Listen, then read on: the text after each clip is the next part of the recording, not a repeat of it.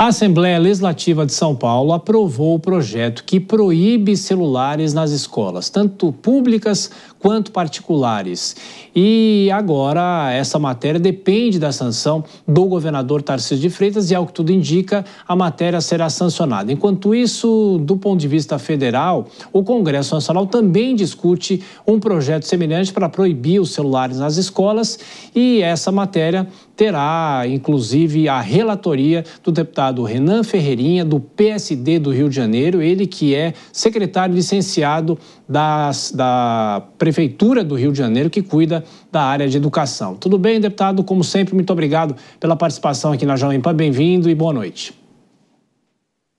Boa noite, Thiago. Um prazer estar aqui com vocês e a gente discutindo esse tema tão importante como a proibição do uso de celulares nas escolas. Inclusive, deputado, quando o senhor ainda estava na prefeitura, em fevereiro, a prefeitura proibiu também os celulares nas escolas, tanto públicas quanto particulares, e agora o governo de São Paulo deve ir nesse mesmo caminho. Eu pergunto, do ponto de vista nacional, de que forma o Congresso pode também legislar sobre isso, porque há um consenso realmente que o celular atrapalha o aprendizado, a não ser que seja usado de uma forma pedagógica. Mas eu pergunto, quais seriam as necessidades de continuar se discutindo com o setor educacional antes de tomar uma decisão nacional como essa, deputado? Tiago, como você falou, esse é um tema que ele é muito importante, ele tem uma urgência muito grande. Diferentes países já avançaram com a proibição do uso de celulares. Está comprovado que o uso exacerbado de celulares prejudica a aprendizagem, prejudica a interação social, que são propósitos fundamentais da escola. Quando a criança está na escola, ela está para poder aprender matemática, português, diferentes matérias, mas também para conviver com os amigos, com os professores. E quando a criança fica isolada na sua própria tela, isso não acaba acontecendo. No ano passado, em 2023, a cidade do Rio de Janeiro foi pioneira nesse debate, através de um decreto do prefeito Eduardo Paes, onde a gente proibiu o uso de celulares em todas as salas de aula, e contamos muito com o apoio dos educadores, das famílias, e os alunos foram se acostumando com esse processo também.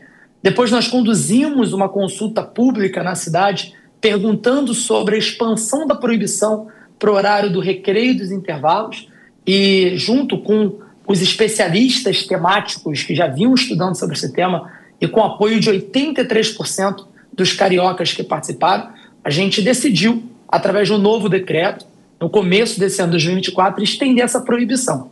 E tem dado muito certo. A gente tem percebido que os recreios voltaram a ficar mais barulhentos, com as crianças brincando, interagindo, que o foco e concentração na sala de aula também aumentou bastante, que a performance acadêmica dos nossos alunos em avaliações bimestrais também melhorou nas escolas em plena adesão. E é por isso que a gente tem tido agora essa discussão a nível nacional. Eu reassumi o mandato de deputado federal para ajudar a avançar nessa discussão em Brasília, e um projeto de lei de 2015, que já versava sobre esse tema, avançou na Comissão de Educação e agora está na última etapa da CCJ, a Comissão de Constituição e Justiça, que é a comissão mais importante da casa. Eu fui designado como relator para poder concluir esse debate na Câmara dos Deputados. E que bom que hoje nós tivemos a aprovação na LESP, né, que corrobora ainda mais com esse debate. Deputado, vou chamar os nossos comentaristas. A próxima pergunta é de Dora Kramer. O Nelson Kobayashi também está aqui nos estúdios. Dora, você. Boa noite, deputado. Olha só, o senhor falou assim de uma maneira conceitual, né, sobre os efeitos dessa proibição do uso de celular, porque tem gente que diz que não, que é muito exagerado. Eu aqui no meu lugar de fala de mãe, sou totalmente favorável, já vou logo adiantando. Mas eu queria saber se o senhor tem dados mais precisos, estatísticos até, sobre os efeitos dessa proibição, que possam ser usados como argumentação para essa votação no Congresso, na Câmara, no caso.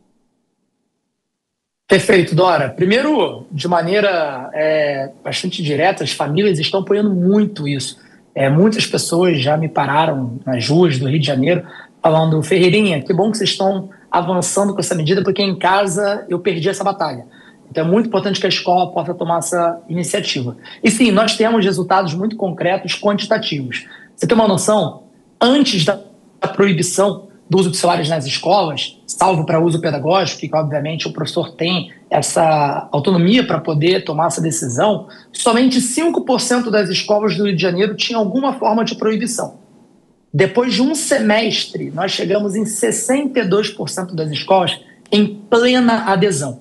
E aí, o que nós fizemos? Nós pegamos essas escolas que estão em plena adesão e comparamos com as 38% que ainda estão enfrentando alguma dificuldade e comparamos o resultado acadêmico dos nossos alunos em avaliações bimestrais que nós, Secretaria de Educação, né, no caso eu agora estou como deputado, mas a Secretaria de Educação do Rio de Janeiro, realiza todo bimestre. Nós possuímos uma avaliação que a própria Secretaria aplica. Então você tem uma capacidade estatística de comparar com robustez esses resultados. E olha que interessante, Dória, 53% de mais chance dos alunos estarem em nível adequado em matemática no 9º ano do ensino fundamental.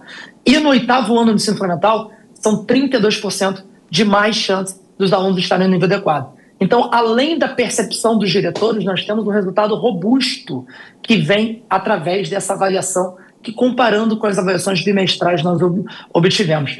Então, está muito alinhado com o resultado de maior concentração, maior foco dos alunos em sala de aula, sem contar os efeitos de interação social, que já são percebidos com menor incidentes de bullying e outras questões que acontecem nas escolas. Pergunta de Nelson Kobayashi. Deputado, boa noite, um prazer falar contigo. Está muito claro de que você é entusiasta da proibição do celular nas escolas, né?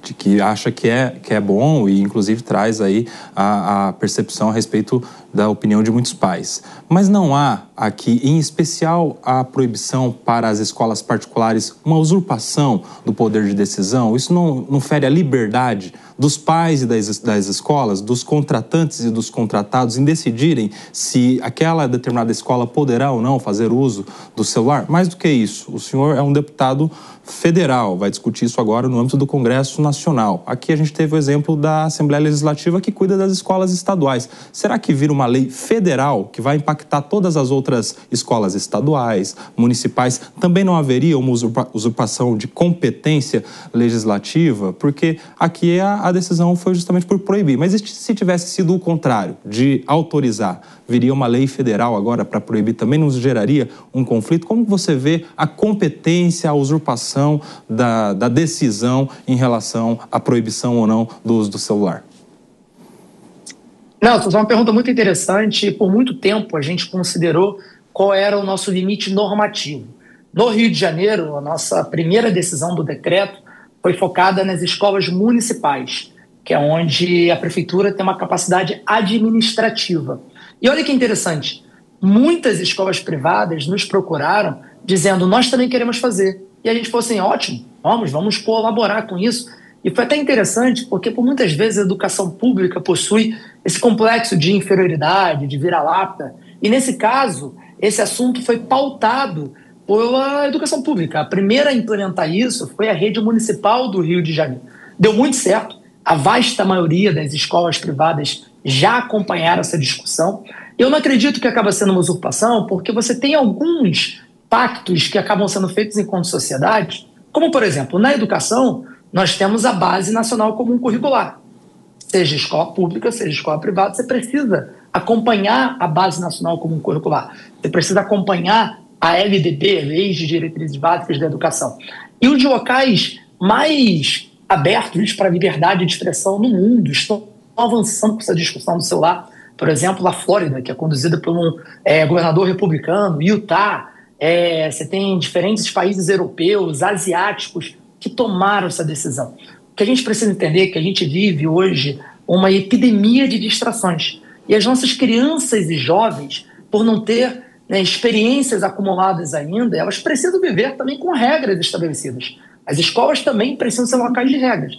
Da mesma maneira que para uma boa educação em casa, regras são importantes, na escola não deveria ser diferente. Eu acredito que o local mais adequado para uma discussão como essa tem tirar o mérito da cidade do Rio de Janeiro de avançar com essa discussão como fizemos, da Assembleia Legislativa de São Paulo também de fazer, mas é o Congresso Nacional. E é muito bacana que a Câmara dos Deputados possa estar tendo esse protagonismo, porque consegue mostrar de maneira bastante ampla os benefícios que nós estamos colocando para poder proteger a infância dos nossos alunos. No final do dia é isso. Deputado Renan Ferreirinha, do PSD do Rio de Janeiro, a Jovem Pan vai acompanhar essa tramitação no Congresso Nacional. Agradeço mais uma vez o senhor pela participação e voltaremos a nos falar. O senhor é sempre bem-vindo. Grande abraço para o senhor. Bom descanso. Muito obrigado, pessoal.